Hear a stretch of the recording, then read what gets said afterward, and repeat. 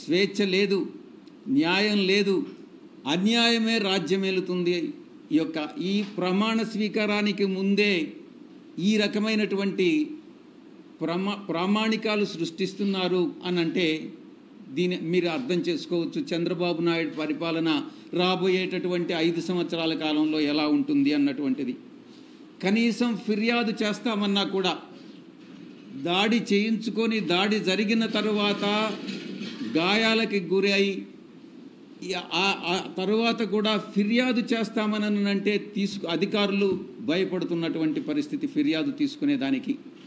ఇది చంద్రబాబు నాయుడు పరిపాలన. ఈరోజు రాష్ట్రాన్ని అత్యంత భయానకమైనటువంటి వాతావరణంలో ఈరోజు చంద్రబాబు నాయుడు ప్రమాణ స్వీకారానికి ముందే నెట్టడం జరిగింది.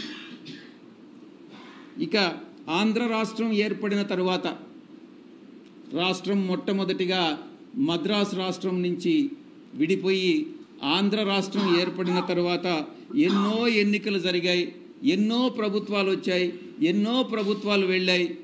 కానీ ఈ విధంగా ఎన్నడూ లేని విధంగా ఎన్నికల తర్వాత హింస చెలరేగడం అన్నటువంటిది ఈ యొక్క చంద్రబాబు నాయుడే నాంది పలికాడు అన్నటువంటి విషయాన్ని నేను మీకు తెలియజేస్తా ఉన్నా.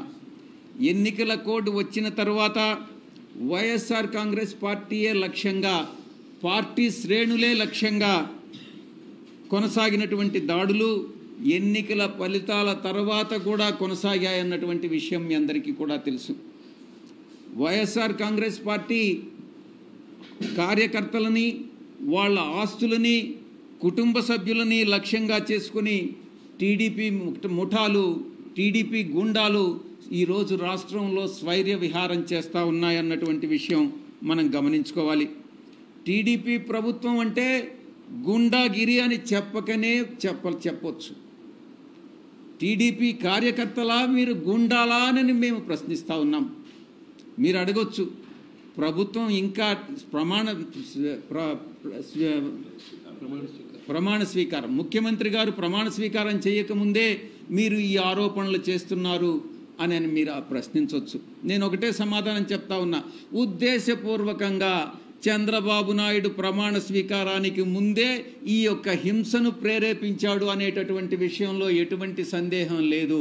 ప్రమాణ స్వీకారం చేసిన తరువాత ప్రభుత్వం బాధ్యత వహించాల్సి వస్తుందనని ప్రమాణ స్వీకారానికి ముందే వైఎస్ఆర్ కాంగ్రెస్ పార్టీ కార్యకర్తల మీద దాడులు జరపండి అనని ఆయనే స్వయంగా ఆదేశాలు ఇచ్చాడు అన్నటువంటి విషయం అంతర్గతంగా తెలుగుదేశం పార్టీ నాయకులు చర్చించుకుంటున్నటువంటి విషయం మీ దృష్టికి వచ్చే ఉంటుంది.